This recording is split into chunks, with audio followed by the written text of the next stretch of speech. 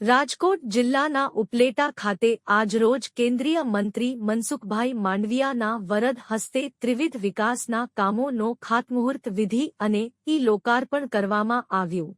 ભારત સરકારના શ્રમ અને રોજગાર તથા યુવા બાબતો અને રમતગમત મંત્રી ડો મનસુખભાઈ માંડવિયા હાલ પોતાના મત વિસ્તાર પોરબંદર અને રાજકોટ જિલ્લાના તાલુકા ઉપલેટામાં ત્રિવિધ વિકાસના કામોના ખાતમુહૂર્ત અને ઈ-લોકાર્પણ કાર્યક્રમ યોજાયો હતો, જેમાં ટાવરવાળી તાલુકા શાળા સામે મહેસૂલ સેવા સદન તેમજ ઉપલેટા બસ સ્ટેન્ડ કેમ્પસ ખાતે ઉપલેટા અને ધોરાજી બસ સ્ટેન્ડ નું નવીનીકરણ કરવા માટે ખાતમુહૂર્ત કરવામાં આવેલ અને ઉપલેટા સરદાર વલ્લભભાઈ પટેલ ટાઉન હોલ ખાતે ઈ-લોકાર્પણ કાર્યક્રમ અને લોકસંવાદ કાર્યક્રમ યોજાયો હતો, જેમાં મનસુખભાઈ માંડવિયા અને મહેન્દ્રભાઈ પાડલિયા અને પ્રાંત અધિકારી મામલતદાર તેમજ સ્ટાફ અને ચીફ ઓફિસર નગરપાલિકા પ્રમુખ તેમજ સ્ટાફ અને રાજકીય આગેવાનો અને કાર્યકરો બહોળી સંખ્યામાં ઉપસ્થિત રહ્યા હતા.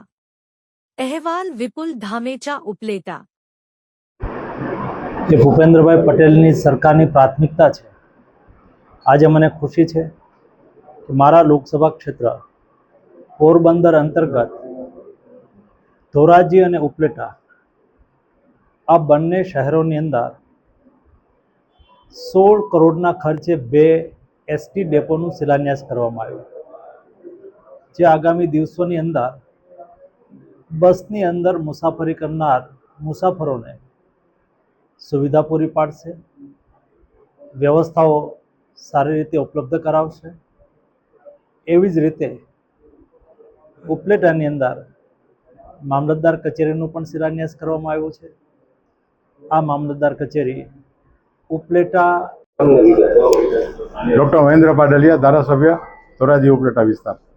કેટલા કરોડના ખર્ચે જે આ લોકાર્પણના કામ છે તે કરવામાં આવ્યા? ધોરાજી અને ઉપલેટા બંને નવા બસ સ્ટેન્ડ માટે રાજ્યના વાહન વ્યવહાર વિભાગે મંજૂર કર્યું છે અને આ બહુ આનંદની વાત છે. લગભગ 8 કરોડના ખર્ચે બંને નવા બસ સ્ટેન્ડ થવાના છે. ડિઝાઇન પણ નવી છે અને એની અંદર જે સ્પેસિફિકેશન આપ્યા છે એ સ્પેસિફિકેશન ખૂબ સરસ છે અને અત્યારે જે આધુનિક ભવિષ્યમાં પણ જે વોલ્વો બસ અને